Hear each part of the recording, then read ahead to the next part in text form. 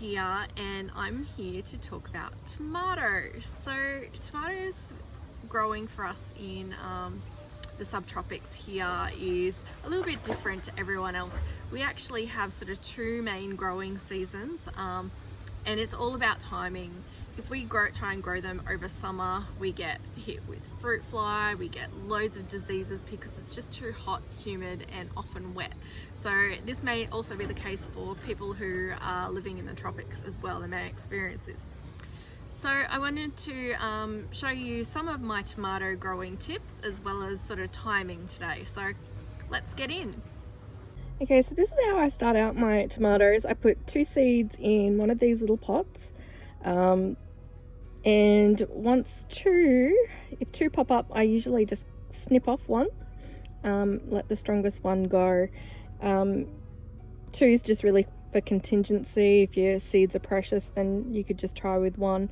But this is just a little black crim that I've started, it'd be about 2 weeks ago, so he's up, ready to go.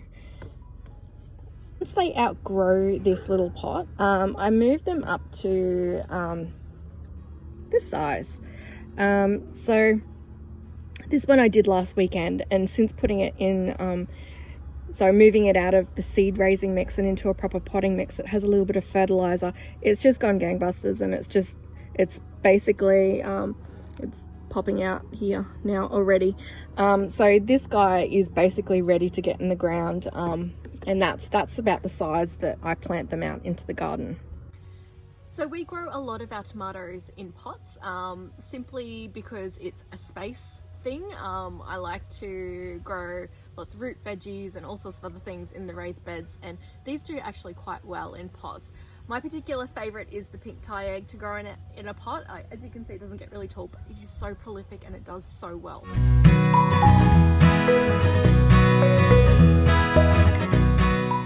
So when it comes to containing, we've got a few different options that we use.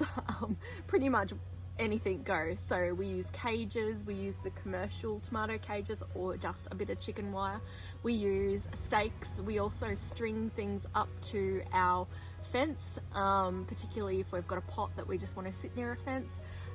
We also use 2 star pickets with a bit of wire across the top. Next time I'm going to use something a bit more stable because it's sort of sagged down a little bit, but that's a really good option if you've got a bunch of tomatoes together.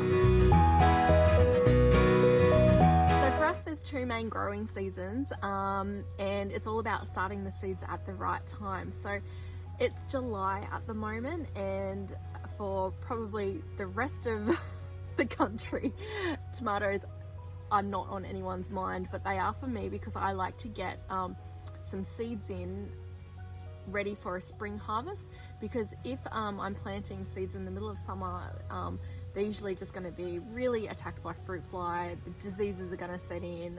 They're going to be, if I'm growing them in pots, they're going to be high maintenance because I'm going to have to keep a lot of water up to them. So the plan is to get some of the big varieties going around in July, and then I'll plant again at the end of summer for an autumn harvest. So the autumn harvest is probably our most prolific and the best one. We're still in that early sort of autumn, we still have fruit flies that we need to manage. And we just really, we put some bait stations out for the fruit fly. It's not 100% foolproof, so we do use the exclusion nets. So tips for germinating your seeds if you are growing through winter is you do need that soil temperature of around 21 degrees. So just check the forecast if you're due for that really cold snap. Maybe hold off on growing your seeds.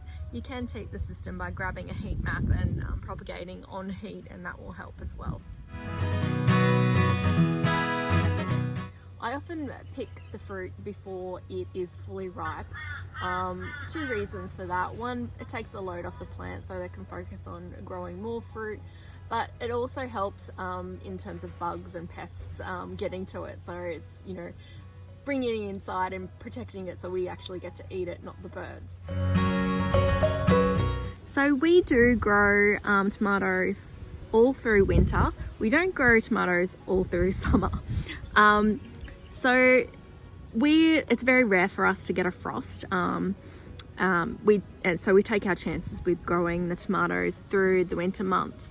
The only sort of drawback is they do take a little bit longer to ripen up, but as you can see, we're pretty locked and loaded with loads of tomatoes here that will probably all ripen up as soon as we get a nice warm day. To prune or not to prune, it's a contentious issue, and it's really a personal preference. We do it here more so for airflow reasons, not necessarily any other reason. So I just really, if there's any of the branches that are touching other plants nearby or the ground, that's when I prune. If it's getting a little bit crowded in there, I will prune a little bit. It also depends on if the plant's in a cage. I usually don't prune if the plant is in any of those tomato cages. So I guess it's just whether or not you like it neat and tidy, or whether you're happy for the tomato to go wild, is whether or not you're going to prune or not.